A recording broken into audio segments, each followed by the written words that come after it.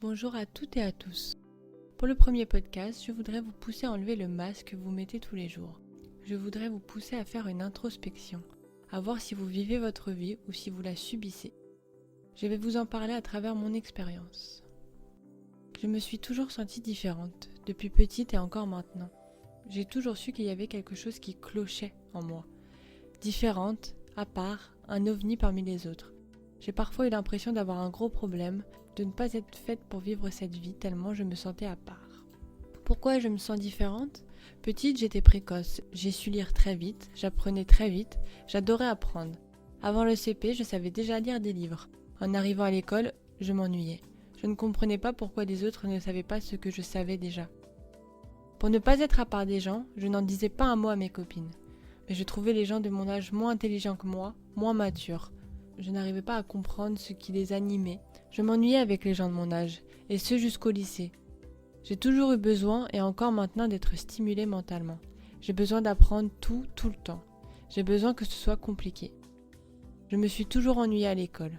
J'ai maintenu des bonnes notes jusqu'au collège, mais j'en ai eu marre. J'ai décidé, certainement bêtement, que cela ne m'intéressait pas, et donc que je ne travaillerais pas. Que je travaillerais les choses qui m'intéressent de mon côté, mais l'école, trop peu pour moi. Je n'ai jamais compris l'intérêt de ce qu'on apprenait. Je pouvais trouver ça intéressant quelquefois, mais pour moi cela n'avait aucun intérêt pour la vraie vie. Je me formais de mon côté, j'étudiais la compta, le droit, la communication.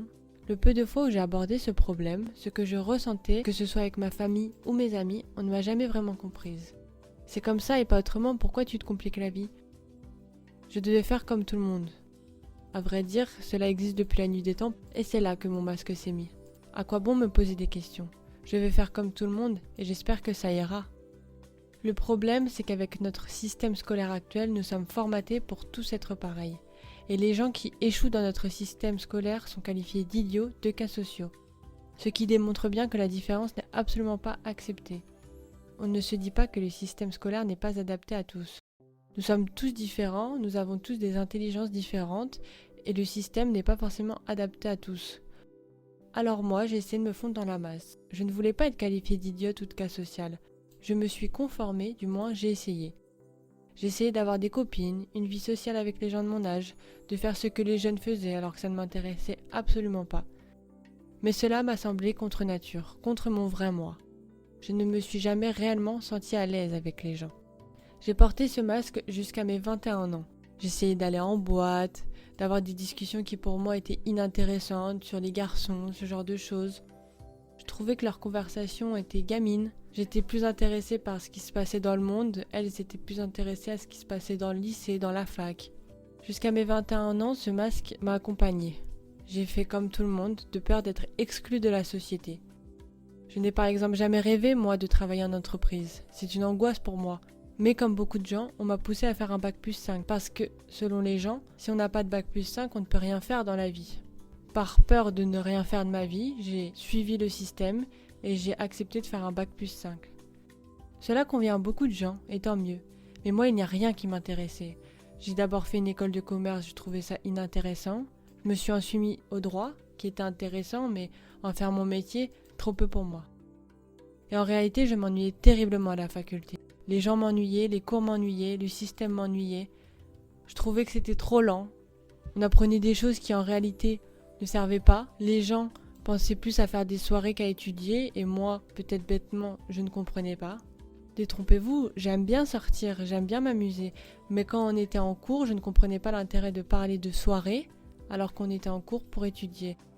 En réalité, j'ai toujours eu du mal à parler avec des gens de mon âge. Je m'entendais mieux avec les profs qu'avec les étudiants. Et un jour, j'ai pété un plomb. On ne peut pas se cacher de son vrai soi ad vitam aeternam. J'ai eu une sorte d'angoisse existentielle. Je me suis sentie comme en dehors de mon corps, comme spectatrice de ma vie. Je me suis dit, mais qu'est-ce que tu fais de ta vie, Pauline ? Tu n'as que 21 ans et tu es terriblement malheureuse. Qu'est-ce que ça va être dans 20 ans, dans 30 ans, dans 40 ans ? J'ai eu peur d'avoir cette angoisse à 21 ans. Quelle personne de 21 ans a déjà une angoisse sur la raison d'être de sa vie ? Et c'est là que j'ai eu la folie ou le courage, cela dépendra des gens, de tout lâcher. D'arrêter mes études de droit qui m'ennuyaient et de me poser pour réfléchir de quoi j'avais réellement envie. Et surtout de savoir qui j'étais vraiment. J'ai toujours rêvé de travailler en passion, Pour moi, le travail doit être un plaisir et non un travail alimentaire. Je pense que le plus grand drame de ma vie serait d'avoir un travail alimentaire toute ma vie et de faire métro boulot dodo. Ça ne m'intéresse pas. Je voulais savoir qui j'étais en dehors de la norme. Je voulais m'assumer, je voulais m'aimer. Je voulais reconstruire en quelque sorte ma vie. C'est un long travail de se retrouver après 21 ans de masque. Je commence seulement à 23 ans, donc 2 ans après, à être vraiment bien dans ma vie et à savoir qui je suis et ce que je veux. Pour ce faire, j'ai dû apprendre à vider mon esprit, à effacer de ma tête tout ce qu'on m'avait inséré dans le crâne, sur qui je devais être, sur comment je devais agir, sur ce que je devais faire de ma vie. J'ai dû apprendre à écouter ma petite voix intérieure, à écouter mon intuition, à réfléchir à ce que j'aimais vraiment. J'ai surtout dû apprendre à décider seule, à écarter les avis de la famille, des amis, de la société, de tout écarter et de faire mes choix seule. Ce n'est pas évident. Depuis tout petit, on essaie de se conformer, de faire plaisir, de faire honneur aux personnes qui nous entourent. Je pense que le plus beau conseil que je peux vous donner, c'est de n'écouter plus personne, de vraiment prendre un temps pour vous, avec vous et de vous faire confiance. Finalement, on est seul, on meurt seul. Quand nous serons vieux et que plus personne ne sera là, il n'y aura que nos regrets pour nous accompagner. Et moi, personnellement, ce n'est pas ce dont j'ai envie. Notre vie nous appartient. Personne n'est en droit de choisir, de décider, de vivre à notre place. C'est quelque chose que j'applique désormais dans ma vie. Beaucoup pensent que c'est égoïste, mais moi j'estime que je me fais le plus beau des cadeaux. Je décide de me faire passer en premier. Je vous conseille de faire de même. Si vous ne vous sentez pas à votre place, si vous ne vous sentez pas à l'aise, s'il y a quelque chose qui cloche dans votre vie, je vous conseille de faire une introspection. Réfléchissez à vos choix de vie. Étaient-ce les bons? Viennent-ils de vous ou de quelqu'un d'autre? Avez-vous des regrets? Des rêves? Qu'attendez-vous pour les réaliser? Qu'est-ce qui vous bloque? Êtes-vous heureux? Professionnellement? Personnellement?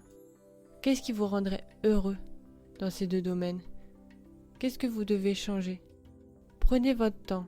Il ne faut pas vous presser, il ne faut pas vous forcer. Il n'y a pas de barrière, il n'y a pas de limite sauf celle que vous vous fixez. En réalité, vous pouvez tout accomplir. Vous êtes fixé des barrières, que ce soit à cause de votre famille ou à cause de la société, mais il n'y en a pas. Il ne faut pas presser, il ne faut pas forcer, cela doit être naturel. Vous ne pouvez pas vous débloquer d'un masque en 2 jours. C'est un long travail, mais ce travail va vous mener vers le chemin du bonheur. Il ne faut que vous comptiez que sur vous-même. Attention, si votre entourage vous soutient, nourrissez-vous de leur amour. Mais nous n'avons pas tous la chance d'avoir un entourage qui nous soutient. C'est pour ça qu'il faut d'abord se suffire à soi-même. N'écoutez que soi et n'est jamais trop tôt ou trop tard pour que vous commenciez à vivre la vie qui vous correspond, malgré tout ce qu'on en dit. Vous n'êtes pas trop jeune, vous n'êtes pas trop vieux, vous pouvez tout faire. Osez, osez être vous, osez vous révéler, osez vivre votre vie. J'aimerais savoir si vous aussi vous avez eu un déclic dans votre vie, où vous vous disiez que vous n'étiez pas à votre place. J'espère que ce podcast vous aura plu. En attendant le prochain podcast, vous pouvez me retrouver sur mon site internet lesconseilsdepauline.com ou sur mon Instagram, conseils au pluriel de Pauline. Prenez soin de vous et prenez soin de votre bien-être mental. À très vite.